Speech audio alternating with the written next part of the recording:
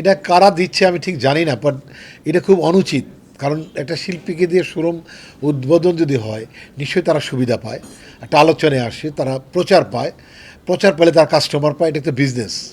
একটা শিল্পীকে হয়তো 1-2 লাখ টাকাতে নিয়ে যায়, সে উদ্বোধন করলে এলাকাতে একটা তুলপাড় শুরু হয়ে যায়, ব্যাপক প্রচার হয়, এতে করে ওই ওই শোরুমটার সুনাম ছড়িয়ে পড়ে বা পরিচিতি পায়। তো এইটি আসলে একটা ট্র্যাডিশন, এটা সেদিন পৃথিবীর সব দেশে আছে, যারা স্টার তাদের দিয়ে ওপেন করে। আমিও করেছি কয়েকদিন আগে, আমি আর পরিমণি করলাম একটা চায়না মার্টের, যমুনাতে আপনারা ছিলেন। তো এইটি যে ক্যাম্পেইন এখনও পর্যন্ত একটা রেস চলছে। তো এইরকম একটা শোরুম উদ্বোধনের সময় ওনাদের যদি বাধা দিয়ে থাকে যারা, কারা দিল আমি ঠিক মতো জানি না, আমি খুঁজেও কাউকে পাইনি।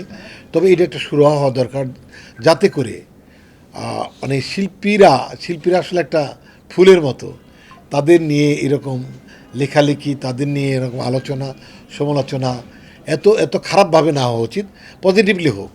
একটা শিল্পী সবার মনে আছে, কিন্তু অনেকে দেখবেন ফেসবুকে অনেক বকে, কিন্তু সে সিনেমা দেখে, সে ওই শিল্পীকে পাইলে কিন্তু তার সাথে একটা ছবি তুলবে, কিন্তু কমেন্ট বক্সে খুব যাতা বলতেছে, এরকম আছে। তো আমার মনে হয় যে এটা গভর্নমেন্ট এটা সুরাহা করছে, যাতে শিল্পীরা এরকম নির্যাতিত বা অবাঞ্ছিত না হয় কোথাও যেয়ে, বা মানে একটা লজ্জায় না পড়ে যায়, জাতীয়ভাবে একটা হেও না হয়।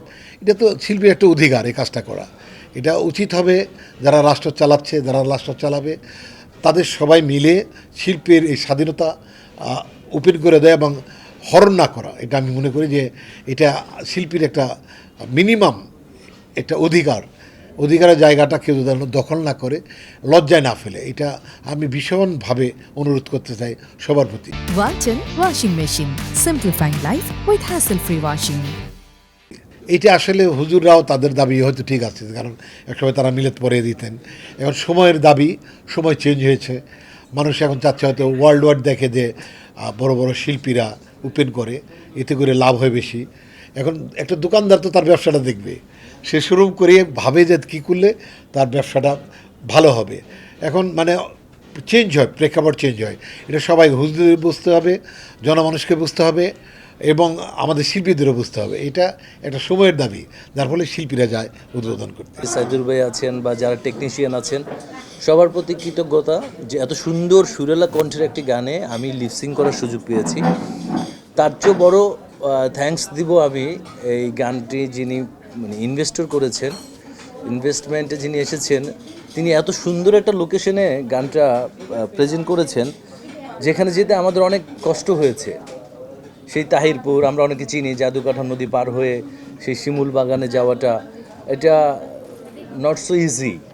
মানে আমাদের অনেক দীর্ঘ একটা পথ জার্নি করে ওখানে যেতে হয়েছে, কিন্তু ওখানে যাওয়ার পরে আমাদের মনটা না অটোমেটিকলি ভালো হয়ে গেছে। যখনই আমরা এই গানটা প্লে করলো, তখন আমরা ভুলে গেলাম যে আমরা 22 ঘন্টা জার্নি করেছি।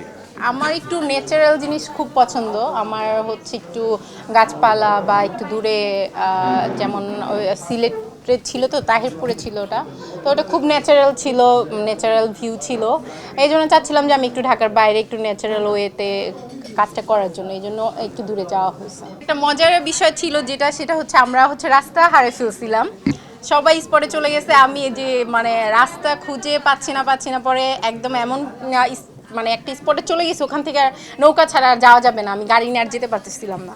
প্রথম কথা হচ্ছে যে অনেক সুন্দর হচ্ছে এটার যে গানের যে মানে কণ্ঠ যিনি দিয়েছেন আমাদের শ্যামদা, ওনার কণ্ঠের গানটা খুবই কি বলে মধুশ্রুতি। যদি আপনি শুনেন আপনার কাছে অবশ্যই ভালো লাগবে, আপনার বারবার শুনতে ইচ্ছা করবে। তো সেক্ষেত্রে আমরা মনে করি যে আমাদের গানটা আপনারা শুনলে আপনাদের ভালো লাগবে।